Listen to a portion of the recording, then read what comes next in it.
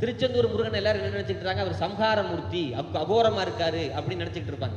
சௌமியமான மூர்த்தி, பூஜா மூர்த்தி. அவர் கையில பூ இருக்கும், திருச்செந்தூர் முருகனுடைய கையில பூ இருக்கும். எதற்காக? அவர் சூரசம்ஹாரம் பண்ணாரு, பிரம்மகத்தி தோஷம் வந்துருச்சுன்னு சொல்லி அந்த தோஷம் போவதற்காக என்ன பண்றாரு, 5 சிவலிங்கம் வச்சு பூஜை பண்றாரு. இந்த உலகத்துல அழகுனா முருகன் மட்டும்தான். என்றும் இளையாய் அழகியோய் அப்படின்னு திருமுருகாற்றுப்பட சொல்லுது. அந்த பூ அழகான முருகப்பெருமான் அழகான கையால அழகான பூ எடுத்து அழகான மந்திரத்தை சொல்லி அழகான வாயுதலை பிரித்து அந்த அழகான சிவலிங்கத்தை மேல அர்ச்சனை பண்ணும் போது தேவர்கள் எல்லாம் மயங்கி முருகான்னு அழைத்தார்கள். எடுத்த பூவை போடாம நம்ம என்ன பண்ணுவோம், ஒரு செல்போன் பார்த்துட்டு தான் கூட யாரையும் பார்க்கறது இல்லை. ஆனால் முருகப்பெருமான் என்ன பண்றாரு, பூவை எடுத்தாரு, பூஜை பண்றதை விட்டுட்டாரு. ஏதாவது பிரச்சனை வந்துருச்சா, என்னுடைய அடியார்களுடைய பிரச்சனை தீர்ப்பேன்னு சொல்லி திரும்பினார்.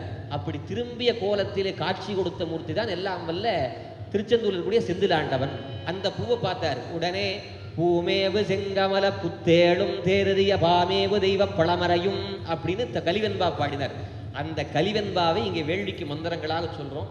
இந்த மந்திரத்தை பாடுறது என்ன நன்மை எடுக்குன்னா, பேச்சு வரம் நல்லா கிடைக்கும். இணரூட்டும் நாரா மலரணையர் கற்றது விரித்துரையாதார்னு திருவள்ளுவர் சொல்றார். நிறைய படிச்சிருக்கலாம், சபையில பேச தெரியணும் இல்லையா, அந்த பேச்சு வரத்தை, பேச முடியாத திக்குவாயா இருக்கிறவங்களுக்கு அவங்களுக்கெல்லாம் நல்ல பேச்சுத்தன்மையை தரக்கூடிய ஒரு மந்திரம்னா கந்தர் கலிவெண்பா. அந்த மந்திரத்தை உதுவாமூர்த்திகள் சொல்வார்கள். இங்கே வேள்வி சிறப்பாக நடக்கும். எல்லாருமே நம்ம வீட்டில் குழந்தைங்க அறிவா இருக்கணும், உயர்வா இருக்கணும், ஞானமா இருக்கணும்.